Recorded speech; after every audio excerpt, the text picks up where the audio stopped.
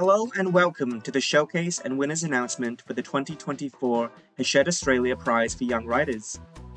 We at Express Media would like to start by acknowledging that this video was recorded on the traditional lands of the Woiwurrung people of the Kulin Nations, and to pay respects to elders past and present.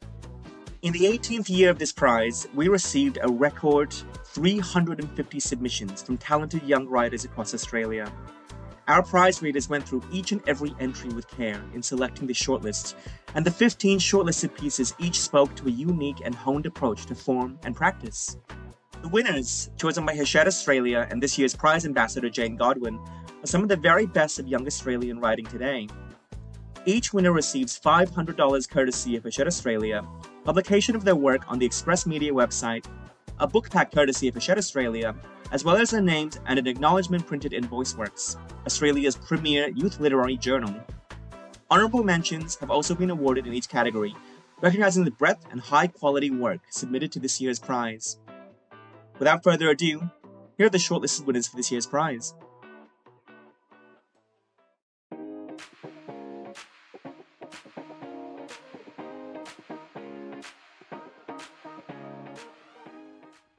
Tell me a story, Grandma, begged Josie. Grandma smiled and scratched Jigsaw, the big shaggy brown dog at her feet, on the head. Grandma had had Jigsaw for as long as Josie could remember. I do have a story, said Grandma. I didn't tell it to you before because you were too young, but you're 7 now, so I think you're old enough. Josie grinned. Grandma's stories were always great. Grandma took a deep breath and began. Marie's arms ached as she carried the large box down the stairs. She didn't really want to be doing this, but the old woman, Mrs. Williams, who lived next door, had stuck her head over the fence and asked Marie to help her clear out her attic. Marie had just been about to curl up with a good book, but she knew she couldn't say no. "Is that it, dear?" asked Mrs. Williams as Marie set the box down at the bottom of the stairs. "Almost," said Marie. What are you going to do with all this stuff anyway?" She glanced around at the piles of boxes. "Didn't I tell you?" said Mrs. Williams. "I'm moving on Saturday." "Oh, really?" asked Marie, surprised. She hadn't heard of this. She was a little disappointed. She quite liked Mrs. Williams. "Yes," said Mrs. Williams. "I gave this house a good try, but it never did feel right, especially after my grandson went missing here all those years ago." Marie had heard the story of Mrs. Williams' grandson, James. It had been 6 years ago, before her family had come to this neighbourhood. Apparently the 9-year-old boy had come to stay with his grandma for the weekend, and on the second night he had disappeared without a trace. None of his things were gone, and the door and windows were all locked. Some people said that Mrs. Williams had killed him, but just hearing the love and sadness in her voice when she spoke of him, Marie didn't think it possibly could be her. "Let's go and get those last boxes from the attic then," said Mrs. Williams, getting up. "It's okay, I'll do it," said Marie. Mrs. Williams suddenly looked tired and much older. Marie mounted the stairs slowly. There weren't many boxes left. She was just about to carry them down when she noticed something in the corner, an object about the length of her hand. She picked it up and wiped away the thick layer of dust that coated it. It was a jigsaw puzzle. It looked very old, and yet the picture on the front wasn't faded at all. It looked like an old-fashioned farmyard scene with animals and a farmhouse with a red-tiled roof. Whoever had drawn it had been a great artist. The animals looked almost alive. There was only one person in the picture, a teenage boy who looked about Marie's own age, standing with his hand resting on the head of a shaggy brown dog. She slipped the puzzle into her pocket and picked up the rest of the boxes and made her way downstairs. "That's all of it," she said as she put the boxes down with the others. "Oh, thank you, dear," said Mrs. Williams. "Can I give you any payment?" Marie shook her head. "It's fine," she said quickly. "Very well," said Mrs. Williams. "Thank you again." Marie turned to go, but then she remembered the puzzle. She pulled it out of her pocket and handed it to Mrs. Williams. "Here," she said, "I found this in the attic." "You can keep it, dear," said Mrs. Williams. "That thing's been in the house since I bought it. It looks pretty old. You might be able to get some money for it." Marie didn't take the puzzle out of her pocket until she was back in her bedroom. She was just about to put it down on her dresser when she noticed something was wrong. She could have sworn the boy was patting a dog, but now both of them were on their way one of the paths between the horses' stalls. Maybe it was an optical illusion, but whichever way she tilted it, the picture didn't change. She wondered if the puzzle had changed too. She picked up the box, and the wooden pieces fell out with a clatter. There was a lot for such a small box. She began to search through them. She glanced at the box again. By now the boy was at the end of the horses' stalls. The pieces were tiny. She decided the easiest way to do it would be to make the puzzle as she went. After all, if the puzzle was the same as the box, then the boy might keep moving. It didn't take her long, but she had spent a lot of her childhood doing puzzles and was rather good. She was almost done, only a few pieces left. She noticed that two of them were doors. One was the front door and the other the back door. The boy was moving towards the place where the front door should be. Marie wondered what would happen if she didn't put the door in. She watched as he stepped over the ledge where the piece should be, and for a moment he disappeared. Then she saw him again stepping into the house. Why was he in there? Perhaps finishing the puzzle would set him free. Excitedly, Marie pressed one of the last pieces into the place. It was the front door, but somehow when she pushed her fingers sunk in, and when she tried to pull them out, they only sunk deeper. Suddenly she slipped into it. She tried to scream, but it was too late. For a moment she couldn't breathe. She was falling, and then she hit the ground with a soft thud. For a few moments all she could feel was relief that the ground she landed on was soft and springy, and then she realised why. She was landing in a field of wheat about half a metre tall. She sat upright and looked around. Nearby was a fenced paddock. A few horses were grazing, and in the distance was an old-fashioned farmhouse. Marie felt a scream rising in her throat. She heard a sharp bark behind her and spun around to see a brown dog standing a little way off. It barked again and then growled quietly. It was a big dog, and she didn't like her chances if it decided to attack her. Perhaps she could make a run for it.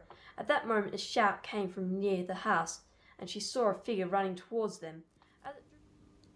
Miracles didn't seem to make it to the countryside. Perhaps the city people are selfish, take all the miracles for themselves. Perhaps they stuff their pockets, lock their cupboards and shove their shelves with miracles for just in case or that to be safe satisfaction. I imagine those miracles are a bit like a tin of sardines. The tin you find tucked in the back of the cupboard, collecting a layer of dust so thick you have to smear a thumb over it just to see what it is. And much like miracles and sardines, Jack didn't endorse either. Sardines too salty, miracles too wacky. However, he wasn't unaccustomed to phenomena. It had been drought season for 4 years now. 4 years of failing crops and dying cattle. Jack and Mary had officially called it quits last year. The Patterson farm was now a thing of memorabilia, a trophy worthy of a top-shelf display. Now, unshackled from labour's iron rods, the farm was fading into a vignette. The farm was always more of Jack's pride and joy. Mary was so relieved when Jack finally agreed to calling it. She tried to hide it, her resentment towards the farm. The inner of her cheek and the beds of her nails had taken the brunt of it, now embedded with teeth marks from the anger chomping. Occasionally this tactic wouldn't work. Mary would break. The farm, Jack and cattle would all be likened to that of Satan, the devil and hell.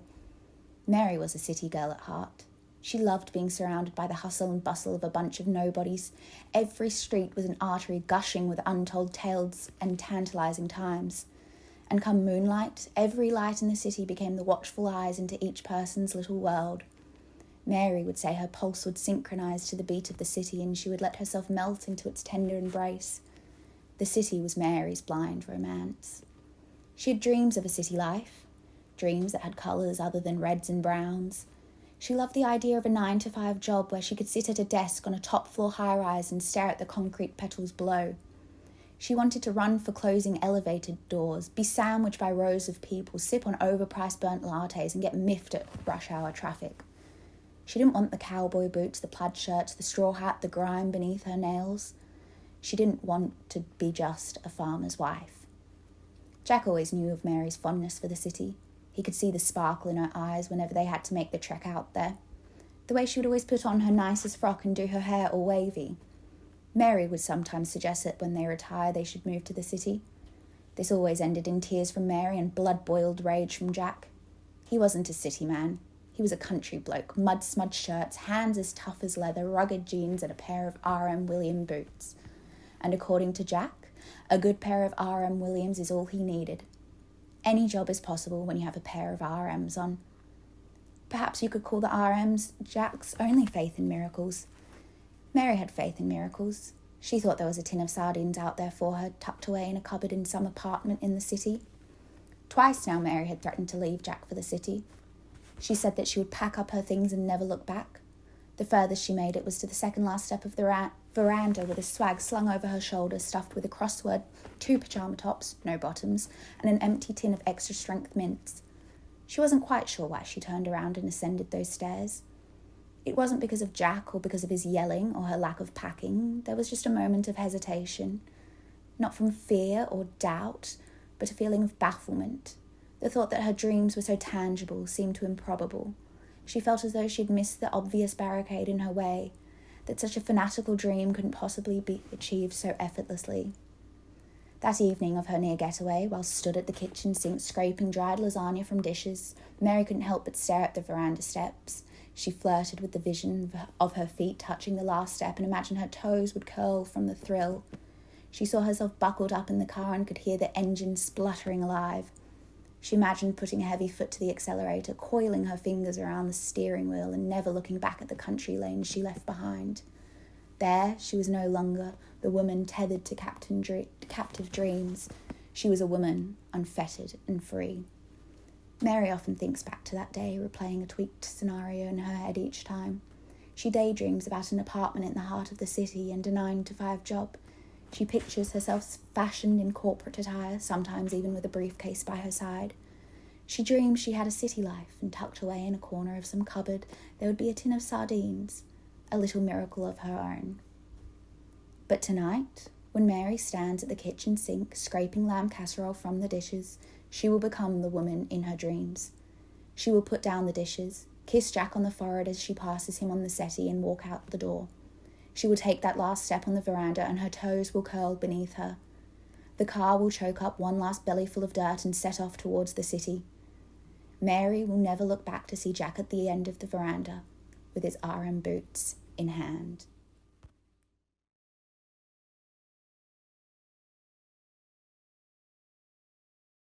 A hongbao is a red envelope with money enclosed, which Chinese families give to each other as gifts. I hope you enjoy the story. Forgot to bring a cooler bag and my school backpack was too full.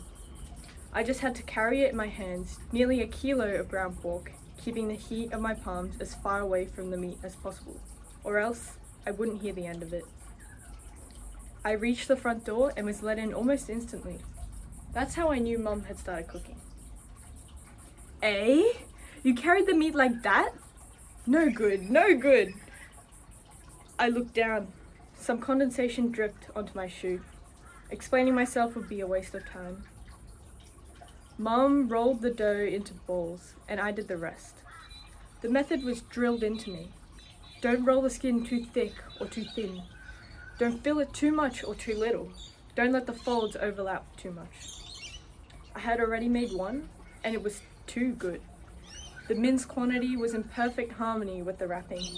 The skin was undimpled, lightly powdered, and just the right thickness. The pleats were neat and evenly spaced. The perfection of it all was paralyzing. Sophie, hurry up! Why are you just staring at it? I spooned the filling into another dough circle. Cradling the unwrapped dumpling in my palm, I folded the skin over, and the filling started to bulge out of the opening. I nibbled my lip.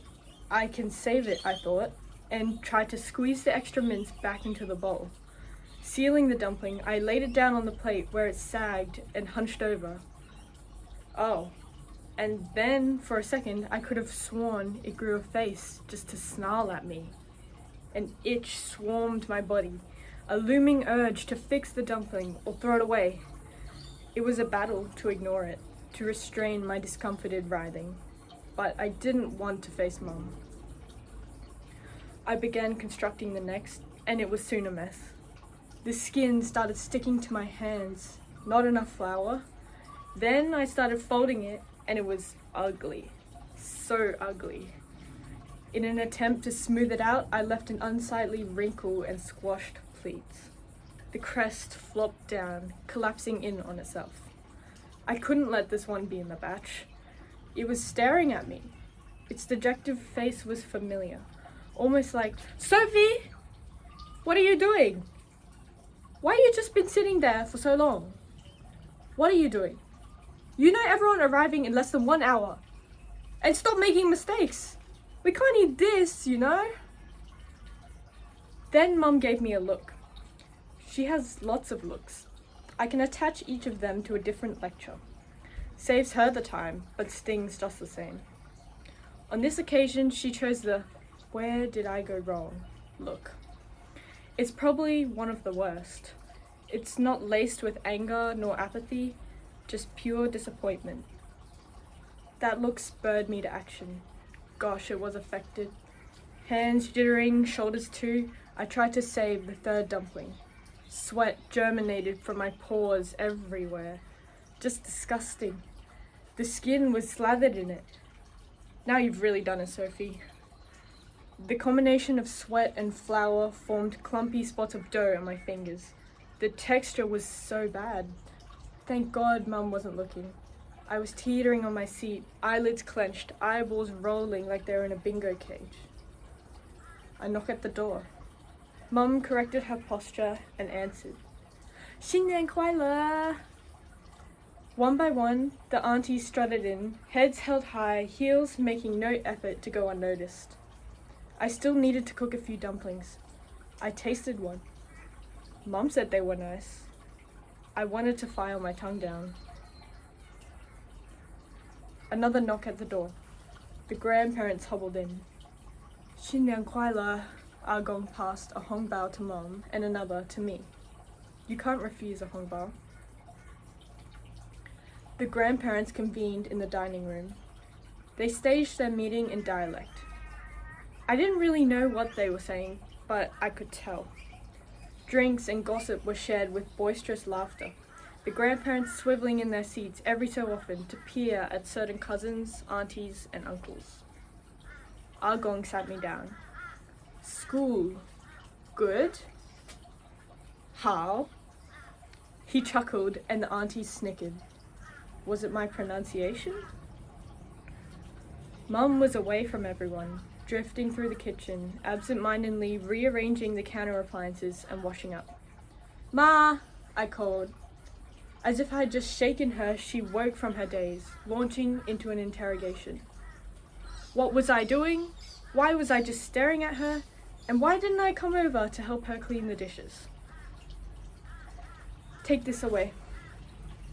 Arm extended, eyes averted from me, she held out the hongbao from Ah Gong, and another, for me, from her. Her arm always set the distance between us, the boundary that said, you'll only ever get this close to me. With both hands, I accepted the envelopes. It was all there was to do. A hongbao was never just a gift of money. It was an inheritance of my ancestors' words, passed down through generations, seeping into my life, whether I liked it or not. You can't refuse a hongbao. It was Chinese tradition. It was filial piety. It was reputation. It was the pursuit of the unattainable. I wondered if Mum knew this. Her lip quivered, her eyebrows twitched. She let go of the envelope. Tension yielded. And like it had never happened, the strange tenderness of the moment was over. We fell back into the typical remoteness that lay between us.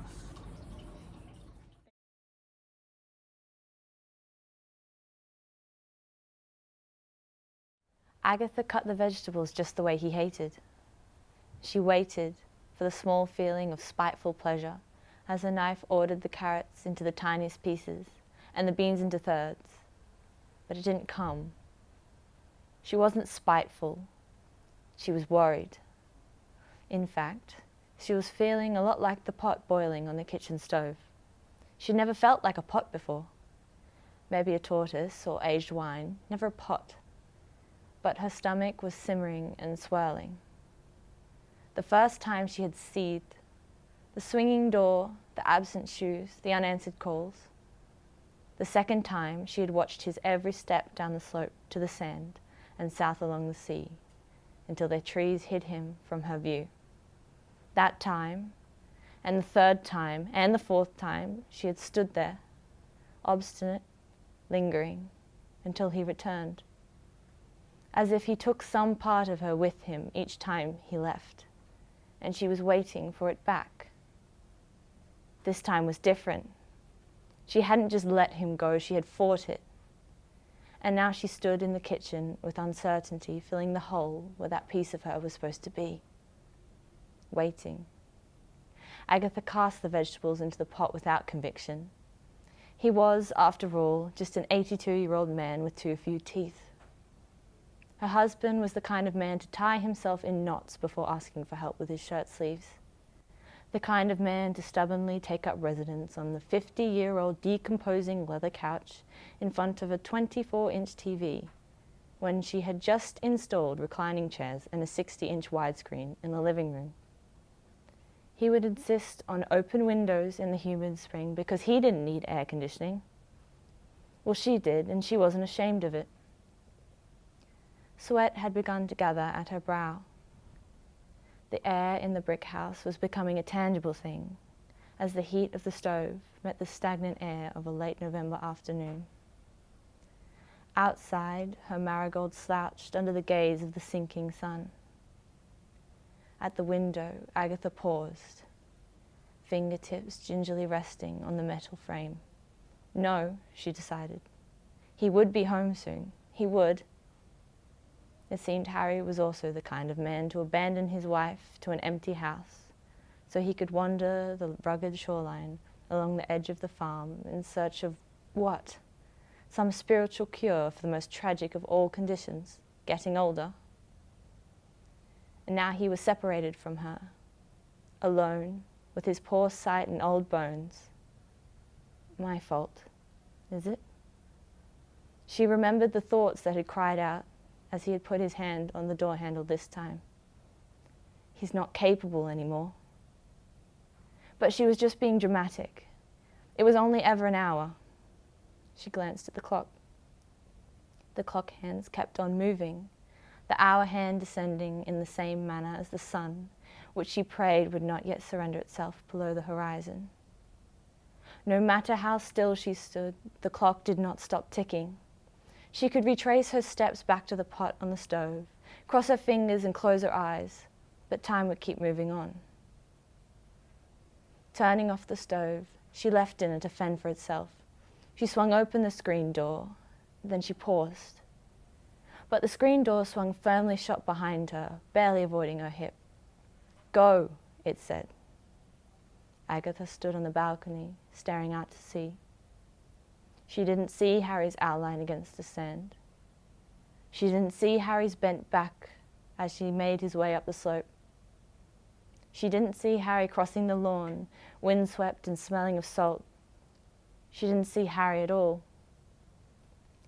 And then the clock sung 6 o'clock through the hall, and for the first time, Harry's footsteps didn't follow. She had reached the slope before she realized she had left her coat, had no torch, no walking stick. She hadn't even changed her shoes. But when she turned towards the house, the doorstep was dark. The sun was slipping from the grasp of the sky, and the trees had sent long shadows out to meet her. Go on, they said. Agatha paused at the start of the small descent. It was small, very small, but her confidence was smaller. For all her admonishment of Harry, he had descended this slope every week, and she hadn't come this far in half a decade.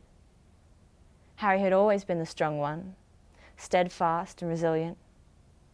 But the sandy wind had worn away at him and dug deep creases in his skin. The years had stolen the strength from his bones. She had only ever had a family, nothing else, no remarkable purpose. Harry had brought her to life. That life, it was at the bottom of a basket he would bring, filled with sheep wool she would knit into scarves for the kids. It was in the engine of the cherry red Honda four-wheeler as he drove her over the hills of the sheep station. It was in the red wine they would share on a blanket at the edge of their property looking out at the beach. The very same beach. The beach she was inching closer to as she took her old bones down the slope. sandals clinging clumsily and out of practice to the damp grass. It was a battle through the vegetation on the overgrown path. The bush seemed to pull at her thin skin like the fear that was tugging on her mind. An old woman's mind was often prone to catastrophizing. She hadn't yet stopped to wonder what she would find. But in the stillness between each step, as she stopped to brush aside imposing branches, her thoughts whispered, what happened to him? When she spilled out onto the sand, she realized she'd been asking the wrong question. Would she find him? Because she had quite forgotten the vastness of it. The empty beach that stretched on for 2 kilometers till the rocks, and then on for another 3. And all of it was wild and immense, from the breathing sand to the waves climbing the beach with the rising tide.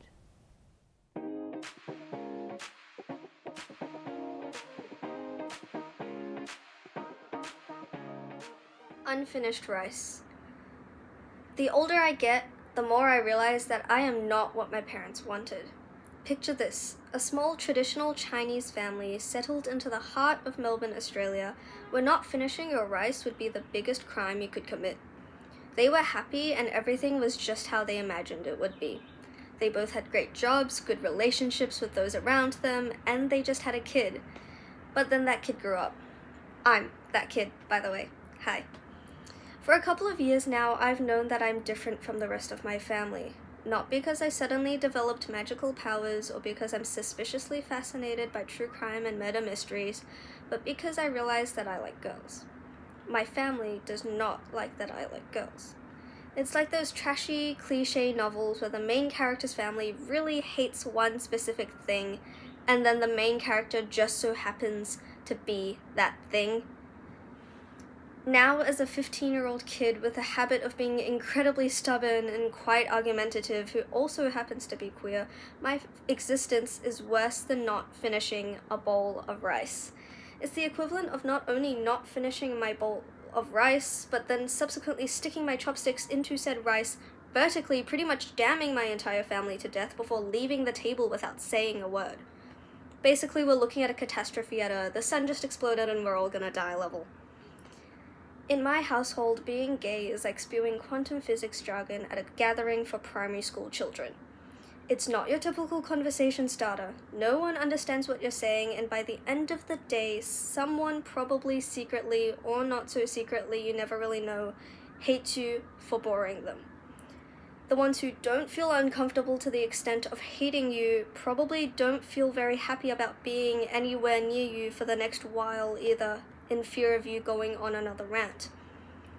Then there's the 2 kids sitting in the corner who've you just inspired into going on and studying quantum physics in the future, and possibly never finishing their rice ever again. My 2 queer cousins who everyone seems to think I infected. One day, I decided I want to just rip off the metaphorical band-aid. My parents are gonna find out anyway. I had somewhere I felt safe to go just in case everything crashed down. I was somewhat mentally prepared, and somewhere in the depths of my developing teenage brain was a voice yelling at me to just tell them already, so I might as well get it over with. So, getting it over with was exactly what I did. I took a deep breath and closed my eyes. Mama, Baba, can we sit down and talk for a bit? I want to tell you guys something. I'm a lesbian. I like girls. I brace for the oncoming shouts. Nothing happens. The room was silent. The only sound I could hear was the ominous ticking of the clock on the wall, counting down the seconds until I met my untimely death. My Baba's coffee mug was stopped halfway to his mouth. My Mama's hands paused during their rhythmic snipping of various vegetables. Their reactions weren't of explosive anger, declarations of disownment, and violent accusations like I was expecting. They looked like they were in disbelief. You are a lesbian? Yes. No, you're not. Yes, I am. With that, my Mama and Baba went back to what they were doing. They didn't say anything more about what I had just revealed, and they continued that way, not saying anything to do with my coming out for days and weeks after. Conversations with my dad, which usually would have sparked milk-through-the-nose laughter, were met with curt nods, and my mum's warm hugs were exchanged for stiff pats. This continued until both my parents, out of nowhere, went back to normal. My dad told me jokes that would make me snort again, and my mum returned to giving her giant bear hugs. It was almost like I hadn't said anything at all. Case in point, they also went back to talking about the different ways I'd meet my husband. Did they think I was gay because I hadn't met the right guy yet?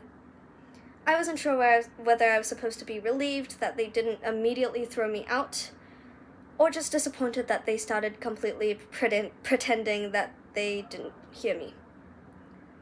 Their reactions certainly weren't as bad as I thought they would be, but they also weren't as good as I had hoped for. This story with my parents, similarly to many other people's stories, does not end very happily. Or at least it hasn't yet.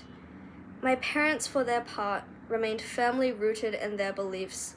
They didn't come around, they didn't understand or accept my sexuality, and there were no emotional thank you for telling me hugs like some part of me had wished for.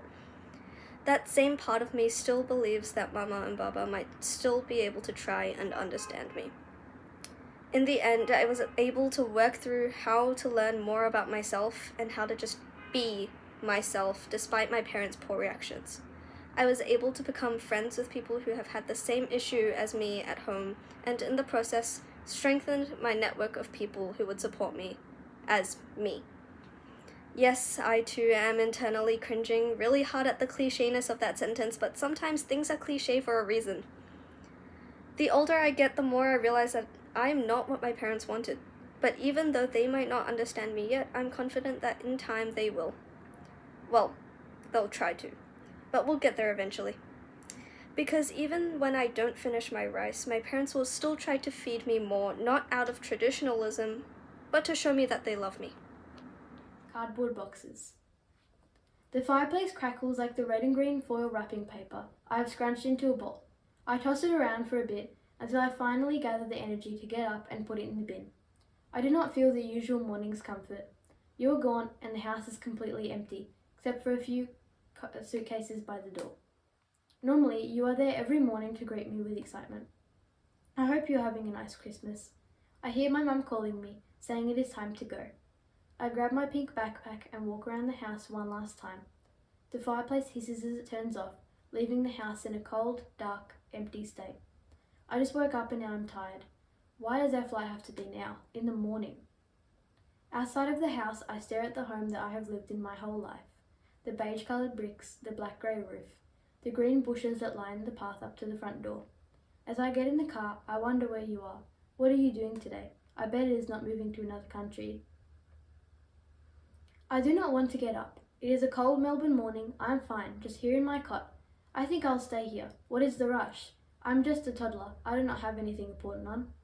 The light clicks on and my room is flooded with bright yellow light. I hide under my blanket. I refuse to get up. Then the windows roll open and the light in my room is too much to bear. As if waving a white flag, I lift my arm and groan. The only good thing about getting up is getting to see you. I would just keep sleeping if I had the choice, but I do not, so I get up and get ready for the day. Grumpy and tired, Mum carries me over to your room.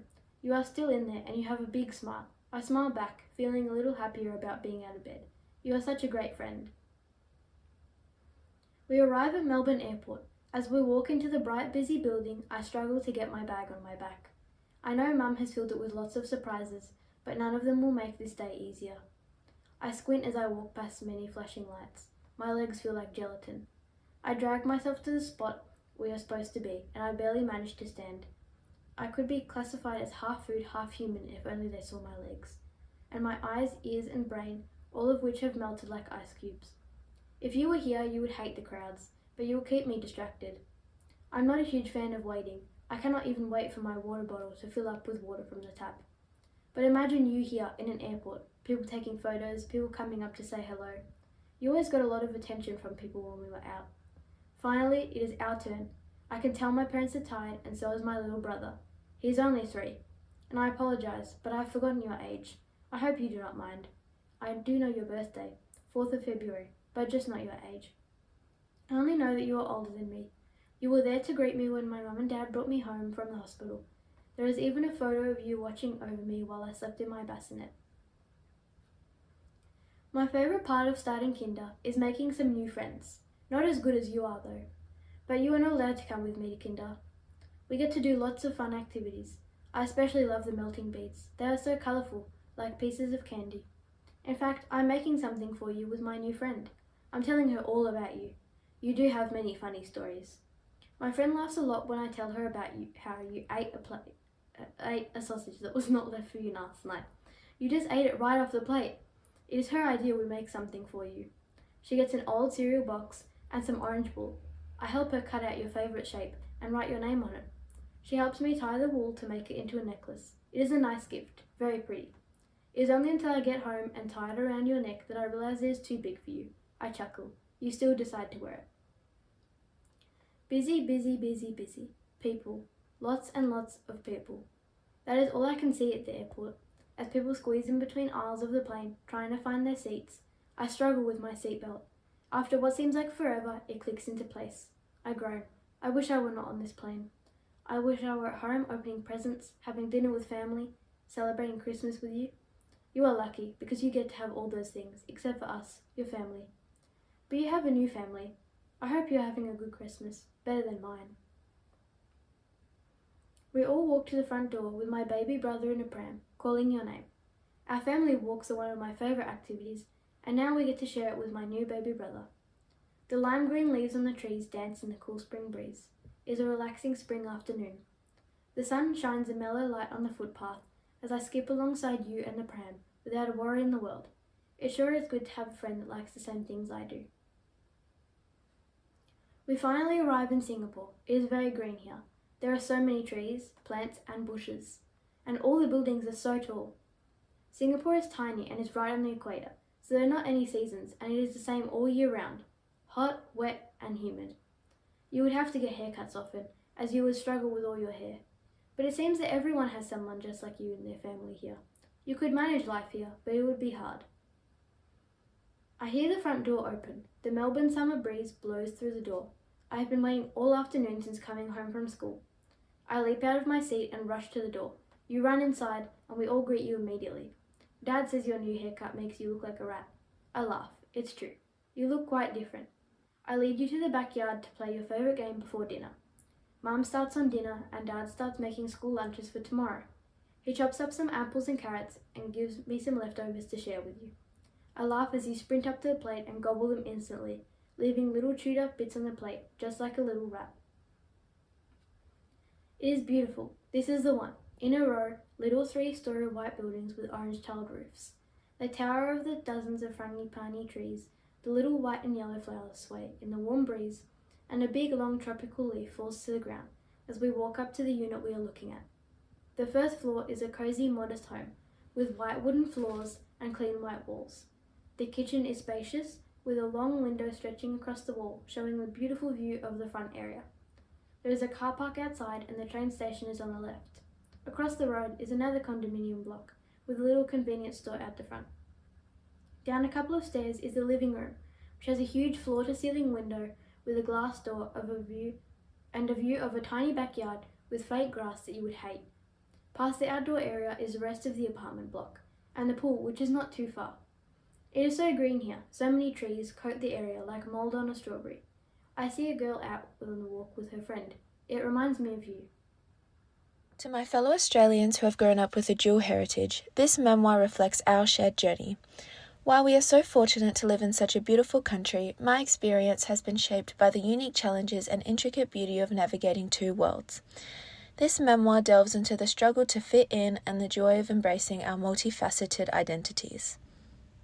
I was 8 years old, sitting outside in the Year 2 lunch area at my school, when I first realised that I didn't quite fit in. As I opened my thermos, the aroma of last night's leftover batso wafted through the air. My mouth watered, but before I could take a bite, a voice rang out. "Ew, what's that smell?" one of my supposed friends exclaimed, scrunching her nose. "Looks like animal droppings." Laughter erupted around me, but it felt distant, like an echo from another world. All eyes turned towards me like probing spotlights, their collective gaze igniting a sense of estrangement within me. In that moment it hit me. I would never completely fit in. I was too Indonesian to be truly Australian and too Australian to be truly Indonesian. As a child, I was like a shadow, hovering on the periphery of friend groups, quietly observing from a distance. While I had a small circle of friends, deep down I knew that I could never fully relate to them. My lunchbox packed with nasi goreng and satay skewers was a constant reminder of my difference. I felt like an outsider, no matter how hard I tried to fit in. Among the Indonesian community, I faced another set of challenges. My imperfect grasp of Bahasa, the Indonesian language, positioned me as a foreigner, and my Australian upbringing set me apart from my cousins, who had grown up with much less. Their lives, filled with communal living, respect for elders, and the value of collectivism, sharply contrasted with my more individualistic Western lifestyle. These cultural disparities often left me feeling caught between two worlds, belonging to neither. Forming friendships proved to be a constant challenge. I judged and criticized myself for things beyond my control, fixating on every aspect of my identity. I felt like a ship adrift in a stormy sea, constantly tossed about by waves of insecurity, questioning my place in the vast expanse of existence. Not only did I struggle to relate to others on a cultural level, but I also looked different from my friends.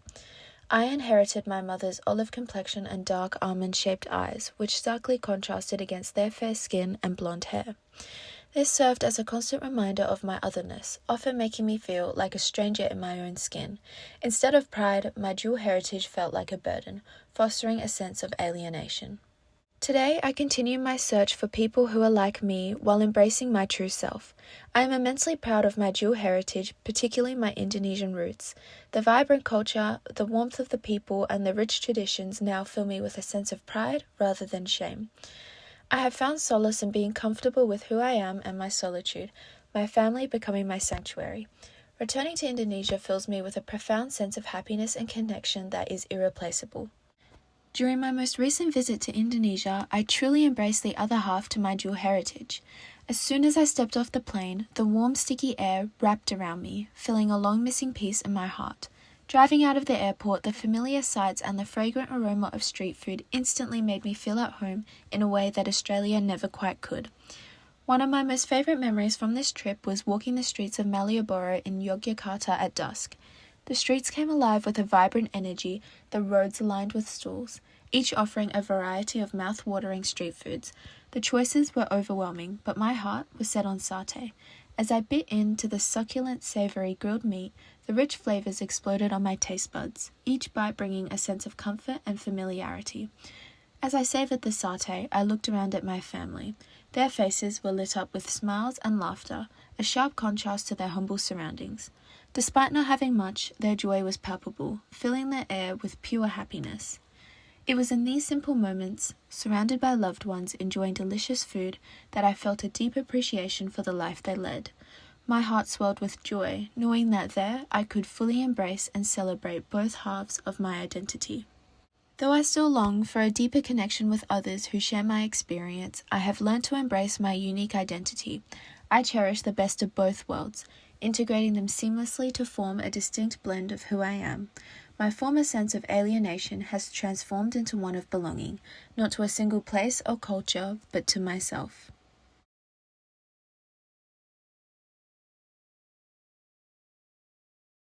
Banging in the brain. What is it like to live as a busy-brained teenager? Have you ever experienced a crippling need to complete a task, but when it comes time to do it, you can't? I mean, of course you have. Procrastination is a well-utilised tool by most of the world's teenage population. Homework? Nah, procrastinate doing it instead. But does this only happen to you when attempting to complete pesky homework or clean up around the house? Or does it impact your ability to go to sleep? Does it stop you from doing the things that you love? Does it limit your availability to have fun and interact with people? What if you procrastinated doing everything in your life, every day, for months, for years, forever? How do you think that would impact your quality of life and the motivation to get up and do things each day?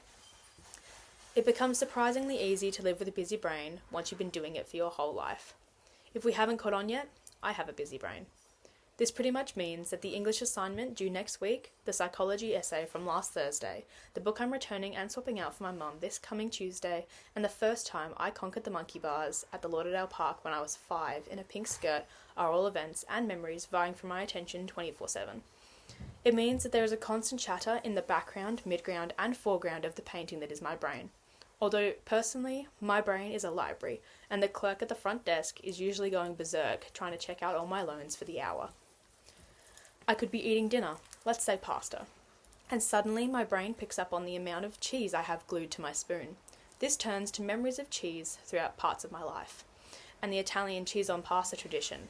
That then travels to the different kinds of cheese, which narrows in on camembert. Then I suddenly remember that Saturday 2 weeks ago when I cut up a wheel of camembert to eat while playing a 4-hour strategy board game with some friends. This happens in the span of seconds while I'm staring over my mum's shoulder, gnawing the cheese from my spoon in between mouthfuls of pasta. There are rarely any purposeful thoughts floating around my head at any given time. Most of them just pop up out of nowhere and sit down in an armchair to tell me what they want from me. And the times that I do purposefully think, say when reading words, I can hear my own voice as clear as day echoing in my head in among all the other chatter and whatever else is happening in the real world. The thoughts never really dissipate, they just melt into the other incoming thought, like the cheese rabbit hole, whether it be contextually relevant or not. It feels kind of numb. The buzzing is reminiscent of a beehive, constant cogs working in a larger machine. When I have a song stuck in my head, it feels like it's coming from the far corner of the room I'm in. It doesn't really sound like it's in my head, but the music is so loud I swear I can hear it in the real world. The constant chatter makes focusing difficult for me. It also makes me more tired and hungry, all because my brain is constantly active through the day, leaving no space for rest until somehow I manage to fall asleep, and even that comes hard. The coping mechanisms, at least for me, regarding my busy brain, often take away from another aspect of my life, or from another activity. This doesn't mean they don't help quiet your mind, it just means there is generally a price. I find myself trapped in the world of my phone, mindlessly scrolling through Instagram, makeup videos, art videos, food videos, pop culture, all inconsequential things that have no actual meaning or relevance to my life. Watching these videos helps to quiet my mind. None of the content sticks, as none of it is information I need to remember. None of the content is vying for a spot on the top 10 most important things in my life board that seems to live rent-free in my mind palace. All in all, it creates no rabbit hole of thought, allowing me to lose myself to the blue light and not to myself. It's a coping mechanism I've copied from my dad. I've unconsciously adopted his coping mechanism as my own from years of watching him watch content to quiet his mind. In recent years, I've even sat in the kitchen with him until I'm practically asleep on the bench before taking myself and my brain to bed. The only benefit of this technique is that my brain is quietened. Otherwise, I'll find myself glancing at the time to find it's already less than 6 hours until I need to get up, and I'm still awake. I sit there for hours disassociating from myself, the whole while background thoughts are saying, maybe I should go to bed now, and perhaps I could read a few pages of my book before bed. But I can't escape or act on any of these thoughts. I've fallen into a state of mind paralysis and I can't wrench myself free. I've been told not to be harsh on myself for favouring my phone over a book, a coping mechanism that in the past has been my go-to, and the loss of which is so hard to not beat myself up over. Sometimes the motivation and energy I have left after a whole day of interacting with people and functioning barely at school might only leave room to lose myself in my phone, as I don't have the attention span to focus on the serif font of a good book. 1. When you wake up with blood between your thighs, wash your underwear in the same sink that you stood over last night, scattered with layers of toothpaste and lime scale. Do not cry as the fabric soaks through with water and becomes saturated and heavy enough to pull you under. 2. When your friends congratulate you on becoming a woman. What else? Pretend to be a woman. Stop reading comic books. Don't roll down hills or play in the mud or run through the sprinklers in summertime. When you go to the park, don't pretend to be a knight on the merry-go-round. Your tinfoil sword presses sharp against your hip. Knights don't have breasts anyway. 3. When you look in the mirror and see someone ugly with abandoned acne and circles under her eyes, tell your parents you think you should stay home today. you don't feel so well. Pinch a piece of your skin until pus comes out in a burst and spatters onto the glass. Repeat. The next morning, when you see yourself scabbed and bloody, tell your parents you don't think you'll quite get better. Lie on the tile and convince yourself that it's okay. You are beautiful. Once, your best friend told you your eyes were the colour of the ocean. Wonder why you should have to be beautiful at all. You know why. It's okay, baby. Cellulite is beautiful. Freckles are beautiful. And as long as you're beautiful, you are wanted and valued and loved. Laugh. For a moment, fantasize about shaving your heads. Imagine what it'd be like to let your nails grow into talons, or for you to rub olive oil into your chin and forehead, letting pimples grow beneath your skin like pearls. No, not pearls. Something ugly. New shooting mushrooms. Little chunks of skull of meat. You could beat beauty at its own game like that. People would stare in awe and envy. Again, laugh. Wash your face and go back to sleep. 4.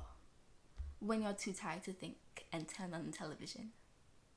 Realize you're the same age as the girls in every TV show, every movie, and you have never been in love. You thought you had more time.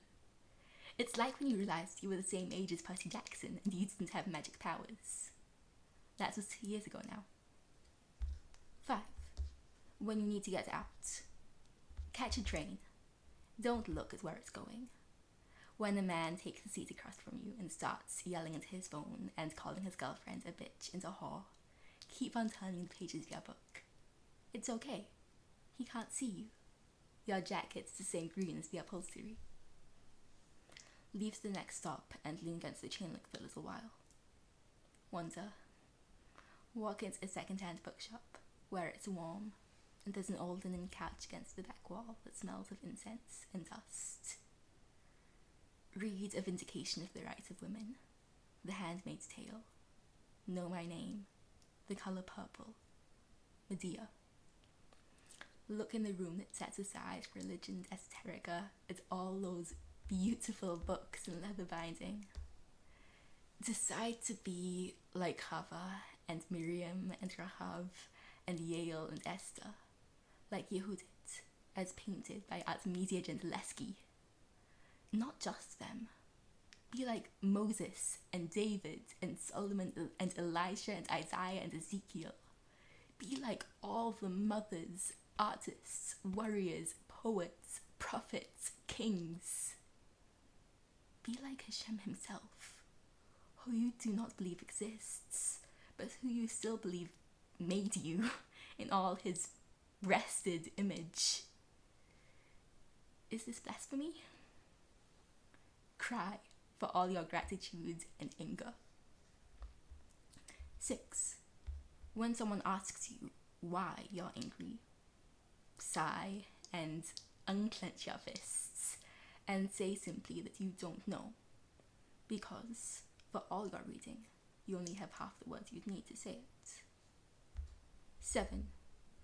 When your whole body aches so often that you cannot breathe, don't do anything at all. Walk to school like you always do.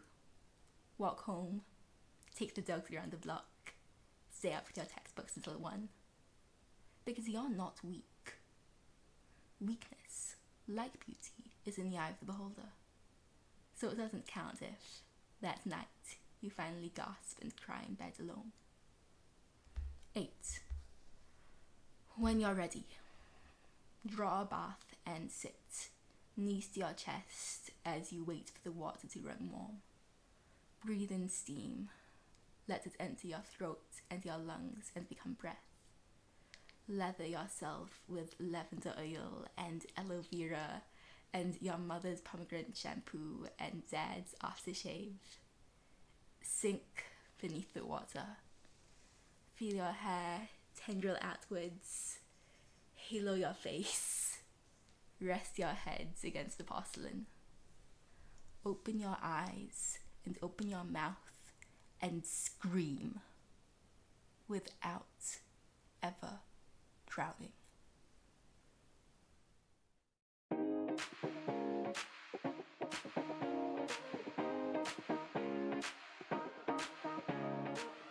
We both knew what I meant. Your mouth jumps bright and close, and I wouldn't dare. Of this joy I'm scared. Dying is but another verb. When I tell you too much sweetness made me vomit pink, you blink moderately and keep on walking. Hold the back opening to your flesh sky. When you shrug, your shoulder blades make a gabled roof too small bone for spare ghosts. This is where I want to climb and pretend I have wings. We don't want the truth. It's sappy and unoriginal. It's my mother asking for my father's lips when they think I'm asleep. It's the way I'm in awe of your skinny arms, how I watch the playground wind run them for granted. Never mind the discount sunsets, well stuck in demo reel, beds for free sleeping. In 30 years, we will not be doing this. After school, going anywhere but homeward. These mango smoothies burn our bellies into bright yellow rooms. We sit with the sun ahead of us and watch trees breathe before our frumpled blackout knees, purple with grass. Such cute wreckage. Sometimes the world is a kiss after how many blows to the face. Sometimes talking to you is like talking to a cliff that talks me down from jumping. When I look at you, the black lawns of your eyes catch fire, glitching a simple softness that reminds me of how sunlight links the seas. When I look at you, it's like, stop talking. I will combust. You will have to clean me up. I am whale water, happiness a blowhole spitting me out and again. There's a name to every pain, and this one's summer, where all suffering is large and has the nature of infinity. I want to be gentle, I want to be, but I want to live in the gap between your teeth. I want to call you home. So what if there's 15 minutes to closing? We race the second floor more, backs heavy with flight, feet unlearned of the ground. Our queue of perfume name pains for now on hold. I like this energy.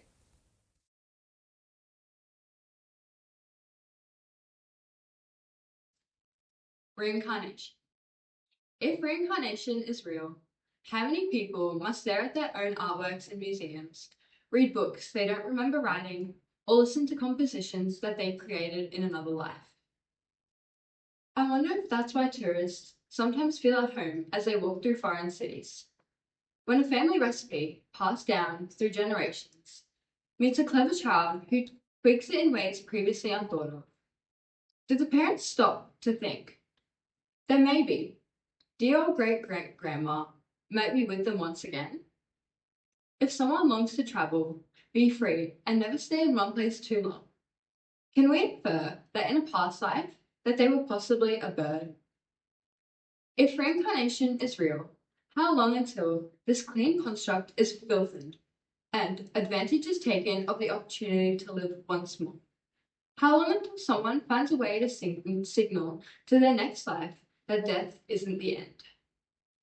If reincarnation is real, does this account for those who hold power? Have they lived more lives than us? Do they know more than we ever will? Are we on our first life while they're on their last? Will the beauty of life disappear when we realize we are no longer doomed to an eternity of living in ignorance? When my granddad died, he said I'd see him in the dark at night. While everyone is sleeping, he herds the stars across the sky. Next time you experience deja vu, you should stop and take a breath.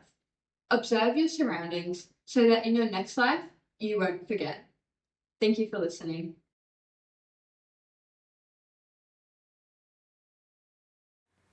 Look up, crane your neck to the truth blue sky. Your eyes give you wings that travel many miles. Look to the tall inhuman, so human buildings, and above, cry out at the wondrous sight. A cloud, a seagull swooping, diving. What do you see? What impossibilities? Look through the branches, past the shadowy trees, see the dancing, laughing cacophony of leaves. And now walk on from the city and into the night, over ancient plains whom this story writes. Look up into the night. Now you see the sun shields, golden flowers, a million tiny pinpricks, all ablaze with light.